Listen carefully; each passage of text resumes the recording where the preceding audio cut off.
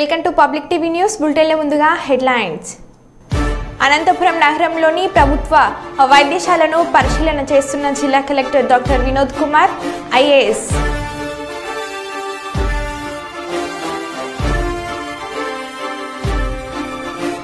కుప్పంలో వైసీపీకి భారీ షాక్.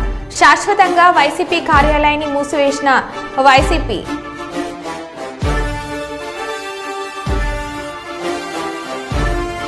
ఒకే రోజు వరుస దొంగతనాలు వరంగల్ నగరంలో.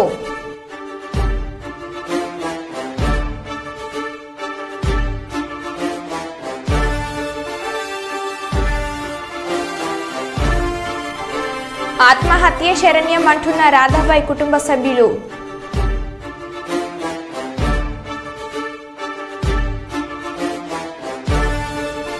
కుల మతాలకు అతీతంగా హజ్రత్ ఇమాం కాసిం అగర్ ఖానా దర్గా.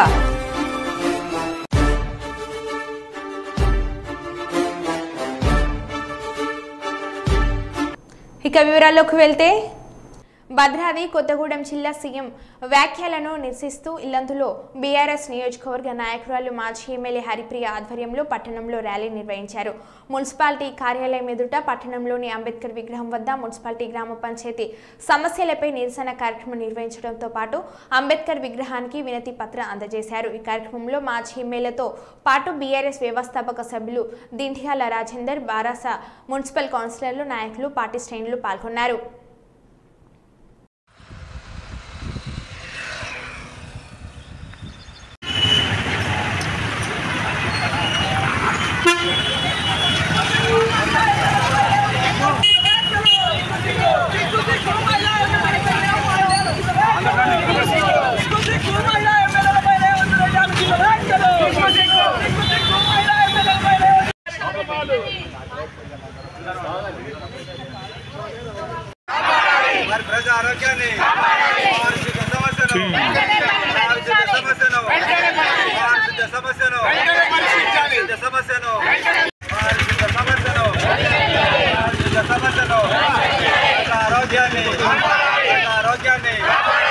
ఆరోగ్యాన్ని ఏర్పాటు చేయాలి.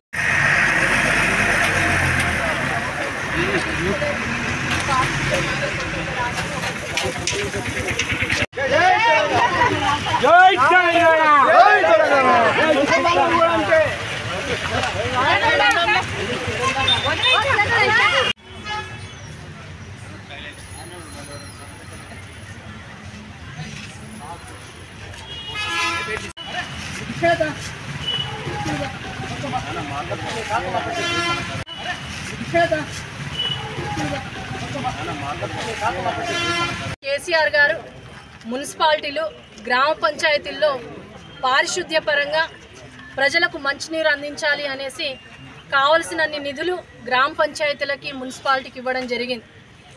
ముఖ్యమంత్రి గారి ఆనాడు కేసీఆర్ గారి ఆధ్వర్యంలో ఇదే మున్సిపాలిటీని మరి పారిశుద్ధ్య పరంగా అలాగే మంచినీటి సమస్యను కూడా సాల్వ్ చేసి బుగ్గవాగు చరిత్రలో ఎన్నడూ లేనటువంటి విధంగా ఇదే కౌన్సిలర్లందరి సహకారంతో ఆనాడు మొత్తం కూడా ప్రక్షాళన చేయడం జరిగింది. కానీ ఈ 8 నెలల కాలంగా మున్సిపాలిటీలో అనేక సమస్యలు నెలకొన్నాయి. కొంతమంది మరి జరుగుతున్నట్టుగా మరి సోషల్ మీడియాలో ప్రొజెక్ట్ చేస్తున్నారే తప్ప కౌన్సిలర్లు, బీఆర్ఎస్ కౌన్సిలర్లు వాళ్ళు స్వయంగా చెప్తా ఉన్నారు, మున్సిపాలిటీలో ఎక్కడా కూడాను కాలువల ప్రక్షాళన జరగట్లేదు, ఎక్కడి సమస్యలు అక్కడే ఉన్నాయి, సరిగా మంచినీరు అందించే పరిస్థితి కూడా లేదు అనేసి. ఒకటే మేము కోరుతా ఉన్నాము, కొత్తగా వచ్చినటువంటి ప్రభుత్వం వచ్చి 8 నెలలు కావస్తున్నా మరి బీఆర్ఎస్ ప్రభుత్వంలో జరిగినటువంటి పనులను యథావిధంగా కొనసాగించే పరిస్థితి ఉన్నా కూడా ఎందుకు నిధులు ఇవ్వకుండా ఇటు మున్సిపాలిటీలను, అటు గ్రామ పంచాయతీలని అన్ని విధాలుగా కూడా ఇబ్బంది గురి చేస్తున్నారో ఒక్కసారి మరి ఇక్కడ ఉండేటటువంటి ప్రజలందరూ కూడా గమనిస్తూ ఉన్నారు. మేము ఒకటే డిమాండ్ చేస్తూ ఉన్నాము, ప్రజలకు సమస్య అనేది వస్తే బీఆర్ఎస్ పార్టీ ఎమ్మటే వాళ్ళ పక్షాన్ని నిలబడి కొట్లాడడానికి సిద్ధంగా ఉంది. మరి ఇక్కడ పెద్దలు దినిగల రాజేందర్ గారు, స్థానిక కౌన్సిలర్లు అందరూ కలిసి మున్సిపాలిటీలో నెలకొన్నటువంటి పరిస్థితుల్ని మరి ప్రక్షాళన గనక చేయకపోతే ఇటు పార్టీ పరంగా సిల్వేర్ గారు ప్రతి ఒక్కరూ కూడాను పార్టీ నాయకులం అందరం కూడా కంకణబద్దులై మున్సిపాలిటీ ప్రజల పట్ల అలాగే గ్రామ పంచాయతీ ప్రజల పట్ల మరి కొట్లాడడానికి కూడా మేము సిద్ధంగా ఉన్నాము అనేసి తెలియజేస్తున్నాం. నిన్న చూసాము నిండు సభలో మరి సవితా ఇంద్రారెడ్డి గారు ఒక మహిళా ఎమ్మెల్యే అని కూడా చూడకుండా మరి ఆడపడుచుల్ని నమ్మకుంటే మరి మోసపోతారన్న రీతిలో మాట్లాడారు గౌరవ ముఖ్యమంత్రి గారు. మరి అసెంబ్లీ సాక్షిగా తెలంగాణ ఆడబిడ్డలకు జరిగినటువంటి అన్యాయాన్ని కూడా ఖండిస్తూ ఉన్నాము.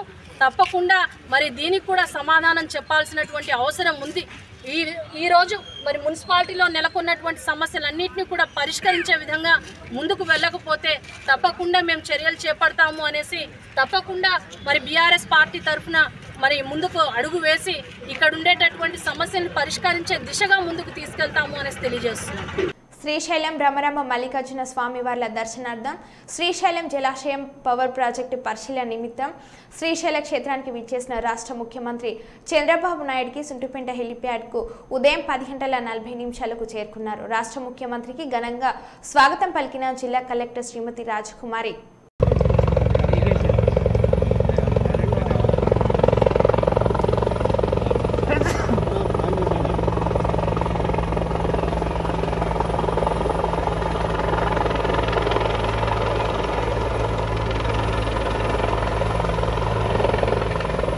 ప్రెస్ జాకెట్ తెచ్చుకొని మేము కూడా అప్డేట్ అవుతాం. అందరూ ఆపేస్తున్నారు. అన్ని లైవ్ లో ఉన్నాయి కెమెరాలు. అవునా? Okay okay nice. ఇంకొక వెహికల్ ఉంది, దానికంటే ముందు ఇంకో వెహికల్ ఉంది, దానికంటే ముందు ఇంకో వెహికల్ ఉంది, దానికంటే ముందు మా వెహికల్. చంద్రబాబు వాయిస్ బాగా ఇస్తున్నారు. చెప్పంటావా? బాబు చెప్పనా? Okay okay okay. Sujatha Sujatha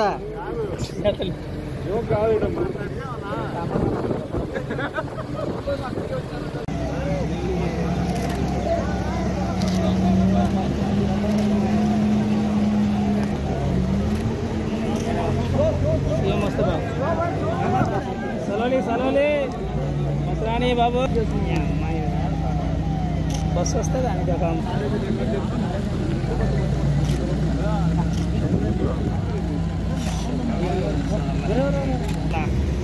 1 2 3 4 అమ్మ అదే జగన్ అయితే ఎన్ని వెహికల్స్ వస్తాయి. ఆర్భాటం ఆవిడ వద్దన్నాడు కదా.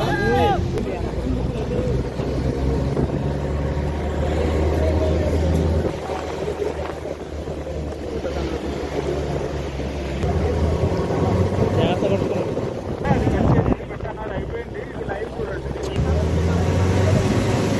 పాలధార పంచదార అడుగుల దూరంలో ఉన్నాం మనం.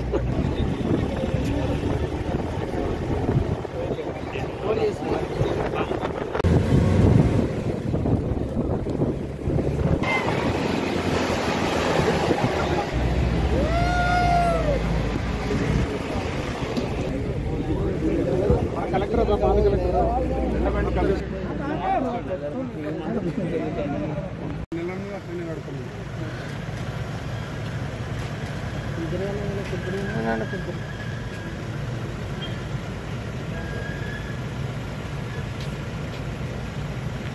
డిస్టర్బ్ చేస్తున్నాం. ఏం చేస్తాం? సీఎంని అడుగుతున్నాం.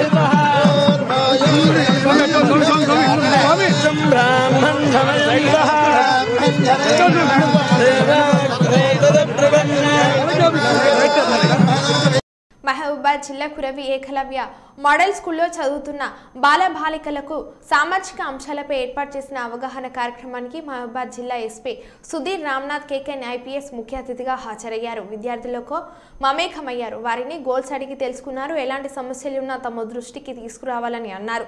నూతన చట్టాలు షీటింగ్స్ గురించి వివరిస్తూ విద్యార్థులందరూ new criminal law and cyber నేరాల పట్ల అవగాహన కలిగి ఉండాలని, అపరిచిత వ్యక్తులతో ఫోన్ కాల్స్ కానీ వాట్సాప్ కాల్స్ కానీ మాట్లాడవద్దని, అపరిచిత వ్యక్తులు కానీ అపరిచిత గ్రూపుల నుండి వచ్చినటువంటి అపరిచిత లింకులను ప్రెస్ చేయవద్దని వివరిస్తూ ఇలాంటి సంఘటనలు జరిగినప్పుడు వెంటనే 1930 అనే టోల్ ఫ్రీకి నెంబర్ కాల్ చేసి సమస్యలను పరిష్కరించుకోవాలని, దీనిలో భాగంగా మహిళలు ఆపద సమయంలో డయల్ 100 షీటీని నెంబర్కు సంప్రదించాలని, ఆడవాళ్ళు ఒంటరిగా ప్రయాణిస్తున్నప్పుడు ఏదైనా సమస్య వచ్చినప్పుడు తెలంగాణ ప్రభుత్వం ప్రవేశపెట్టినటువంటి టీ సేఫ్ యాప్ను ప్రతి ఒక్క మహిళ ఉపయోగించుకోవాలని, ప్రత్యేకంగా చిన్నపిల్లలకు గుడ్ టచ్ మరియు బ్యాడ్ టచ్ మీద అవగాహన కల్పించాలని, అవసరమైన ఆత్మరక్షణ విద్యలను నేర్చుకోవాలని, షీటీమ్స్ ఆఫీస్కి రాని పక్షంలో షీటీమ్ సభ్యులు వారి దగ్గరకు వెళ్తారని, కావున ఎలాంటి భయం లేకుండా కంప్లైంట్ చేయాలని, షీటీమ్స్ వాట్సాప్ నెంబర్ 8712656935 మరియు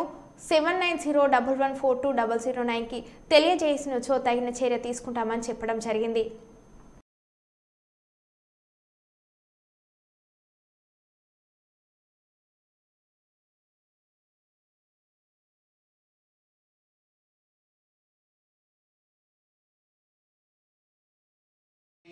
Country like China or Dubai or in any other place, say for that matter you can say Latin America or USA or Canada, just on one click he can spoil the entire life of an individual.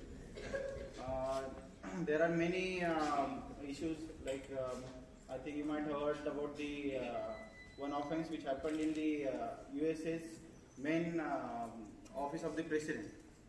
So that Lutinsky, there is one. For example, if there is some issue related to bodily offense, then we will have the idea that some person, for example, I am the victim and he is the accused. In that case, I know who is hitting me or who is targeting me, who is trying to harass me or whatever kind of offense it may be. In murder also we can know that some person is having some grudge, because of that he has targeted you. So in that case we'll have some idea about the offender or the person who is targeting you. We'll also have the idea that he is someone who is near to you. That means we will have the idea about the accused and the his location also. And in order to commit some offense on the body of the human being, that person should be in the vicinity. Telangana రాష్ట్ర నూతన governor ప్రమాణ స్వీకార కార్యక్రమంలో పాల్గొన్న తెలంగాణ రాష్ట్ర ముఖ్యమంత్రి, రాష్ట్ర assembly speaker, ఉప ముఖ్యమంత్రి మరియు మంత్రులు, ఉన్నత అధికారులు.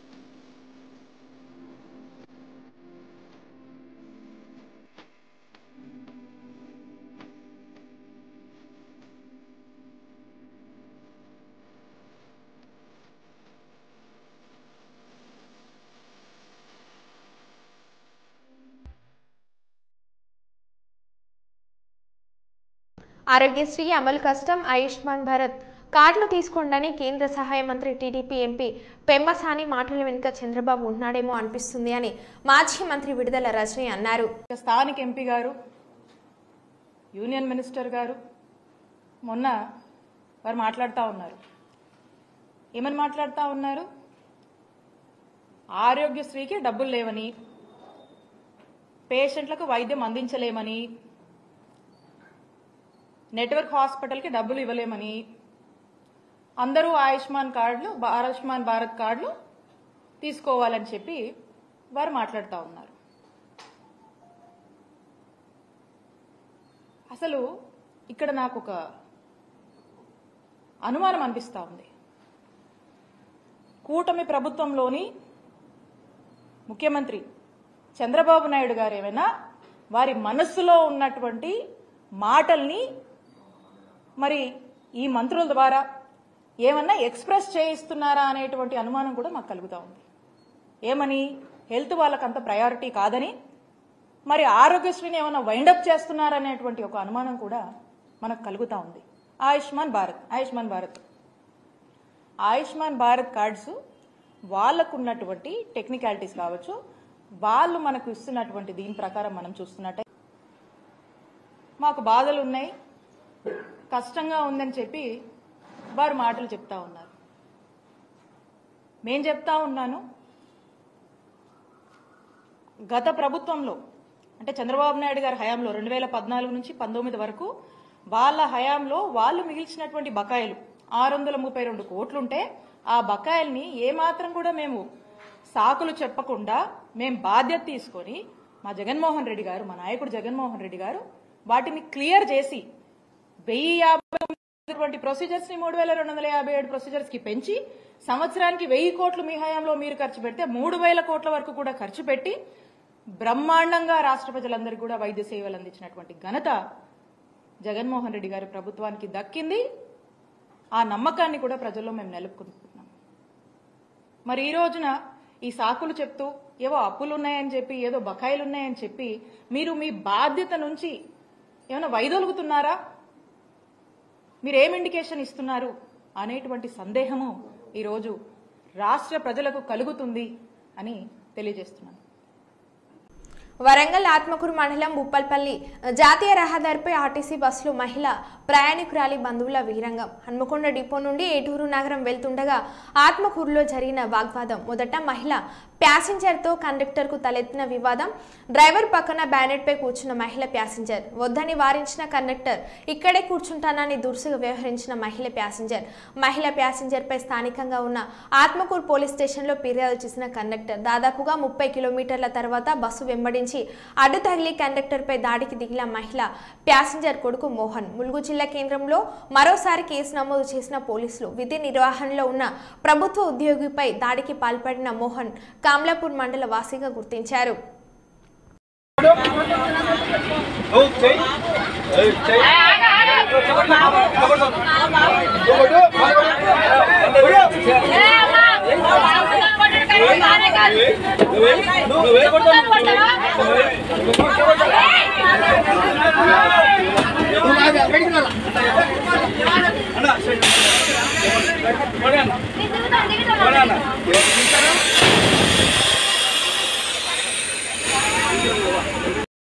వరంగల్ మండల కార్యాలయం శిథిల వ్యవస్థలో ఉంది. ఈ కార్యాలయాన్ని గతంలో ఎక్సైజ్ శాఖ కార్యాలయంగా ఉన్నదానిని అప్పటి ఆంధ్రప్రదేశ్ రాష్ట్ర ముఖ్యమంత్రి నారా చంద్రబాబు నాయుడు 1977లో నూతన ఎంఆర్ఓ కార్యాలయంగా ప్రారంభోత్సవం చేశారు. అప్పటి నుండి ఈ కార్యాలయం మరమ్మతు పనులు పట్టించుకునే నాదులే కరువయ్యారు.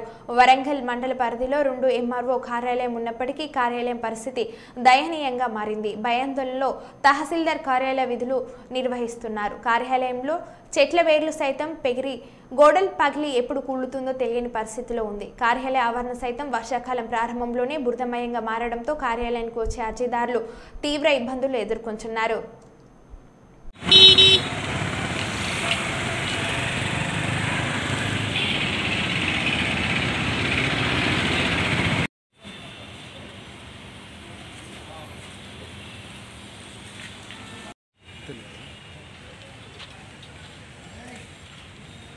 కొట్టుకుంటే పోదాం లోపలికి, లేకపోతే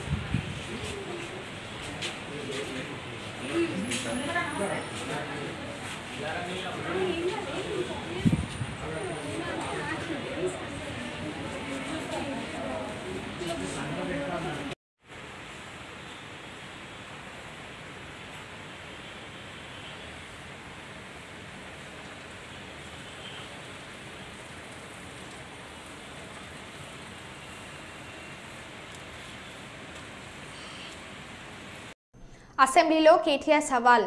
కాంగ్రెస్ ప్రభుత్వం కానీ రేవంత్ రెడ్డి కానీ ఒక ఉద్యోగం ఇచ్చారని ఒక విద్యార్థి చెప్పినా నేను నా ఎమ్మెల్యే పదవికి రాజీనామా చేస్తానని కేటీఆర్ అన్నారు.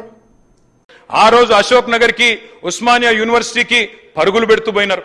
డిప్యూటీ సీఎం గారు నేను అడుగుతా ఉన్నా, అయ్యా డిప్యూటీ సీఎం గారు మీరు నేను హౌస్ అడ్జన్ కాగానే పోదాం అధ్యక్ష, అశోక్ నగర్ కి పోదాం, మీ ముఖ్యమంత్రి గారు వస్తానంటే వారిని కూడా తీసుకొని పోదాం, సెక్యూరిటీ లేకుండా పోదాం, మంచిగా పర్సనల్ గా పోదాం, పోయి అక్కడ ఉండే ఏ ఒక్క యువకుడు ఏ ఒక్క యువతి ఏ ఒక్క చెల్లెలు చెప్పినా ఒక్క ఉద్యోగం అన్నా ఈ ప్రభుత్వం ఇచ్చిందని చెప్తే నేను అక్కడనే రాజీనామా చేసి వెళ్ళిపోతాను అధ్యక్ష.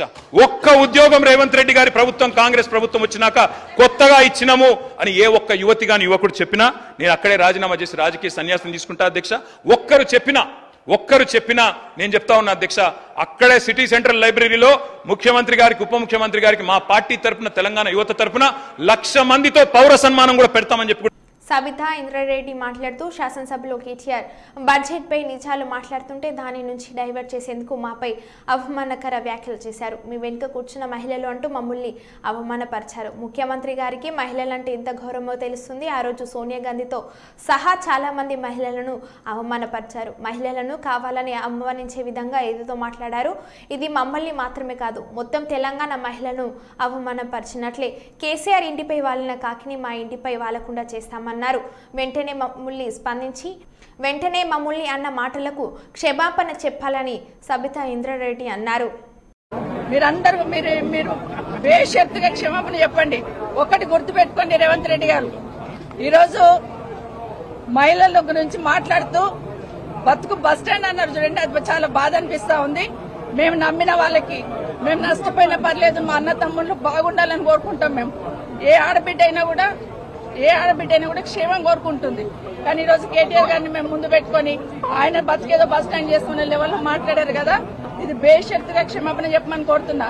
కానీ రేవంత్ రెడ్డి గారు ఇంకోటి గుర్తుపెట్టుకోవాలి, ఈ రోజు రేవంత్ రెడ్డి ఆ సీట్లో కూర్చున్నారంటే పొద్దున్న లేస్తే ఇందిరమ్మ పేరు చెప్తారు, సోనియా గాంధీ పేరు చెప్తారు. కానీ అదే సోనియా గాంధీ బలిదేవత అని మాట్లాడింది ఎవరనేది దేశ ప్రజలందరికీ తెలుసు. ఈరోజు ఆ సీట్ మీద కూర్చున్నామంటే ఒక ఇందిరమ్మ కావచ్చు, సోనియా గాంధీ కావచ్చు, లేకపోతే సబితమ్మ కావచ్చు, ఆ పుణ్యాన్ని అక్కడ పోయి కూర్చున్నారని దయచేసి గుర్తుపెట్టుకోమని చెప్తా ఉన్నాను. ఇప్పటికైనా మీరు మాట్లాడి వెళ్ళిపోయి ఉన్నారు, మరి నా పేరు తీసుకున్నారు, మరి మాకు మాట్లాడే అవకాశం ఇవ్వాలి కదా. అసెంబ్లీలో మాట్లాడే అవకాశం ఇవ్వకుండా దొంగల్లాగా పారిపోయినారు. ఈ రోజు అది కూడా చెప్తున్నాను, ఎందుకు పారిపోయినారు మా సమాధానం మీద ధైర్యం కూడా మీకు లేదా? భట్టి గారు గౌరవనీయులు డిప్యూటీ సీఎం గారు చాలా గౌరవంగా ఉంటాం, గౌరవంగా మాట్లాడతాం. వచ్చి మాట్లాడుతూ ఉంటే మాకు ఉపశమనంగా ఏదన్నా సంధాయిస్తారేమో అనుకున్నాం. కానీ వారు మాట్లాడుతూ కూడా మాట్లాడిన మాటలు నిజంగా బాధాకరం అనిపిస్తున్నాయి. ఆ రోజు ఏదో అపోజిషన్ లీడర్ గా నా పదవి పోయిందని మాట్లాడున్నారు. మరి మీ పక్క సీట్ ఈ రోజు మీకు వచ్చే అవకాశం ఉండే కదా, ఎందుకు ప్రయత్నం చేసుకోలేరని బట్టి గారిని కోరుతా ఉన్నాను. ఈ రోజు మీ పార్టీ అధికారంలో ఉంది కదా. అన్నిటికన్నా ముఖ్యంగా ఒక మాట అన్నారండి గౌరవనీయులు డిప్యూటీ సీఎం గారు, ఏ ముఖం పెట్టుకొని ఈ అసెంబ్లీలోకి వచ్చారన్నారు. మా కర్మగాలే వచ్చాం.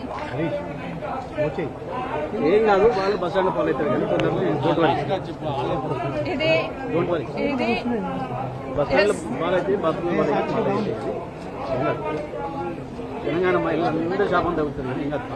ఎందుకంటే మేమేం తప్పు చేయలేదు. దేశంలో చాలా మంది పార్టీలు మారుతూ ఉంటారు. ఈ రోజు మీ పక్కన కూర్చోబెట్టుకున్నారు. ఎన్నికలు అయిన తర్వాత మీ ప్రభుత్వం అధికారంలోకి వచ్చిన తర్వాత కేసీఆర్ గారి ఇంటి మీద ఉన్న వాళ్ళ కాకి నా ఇంటి మీద వాళ్ళతో కాల్ చేస్తామని మాట్లాడింది ఇదే గౌరవ ముఖ్యమంత్రి గారు. కానీ అదే కేసీఆర్ గారు గెలిపించిన ఎమ్మెల్యేలంతా తీసుకుపోయి మీ పక్కన కూర్చోబెట్టుకున్నప్పుడు నన్ను పార్టీ మారినవని అధికారం మీకు ఎక్కడిదేని అడుగుతున్నాను.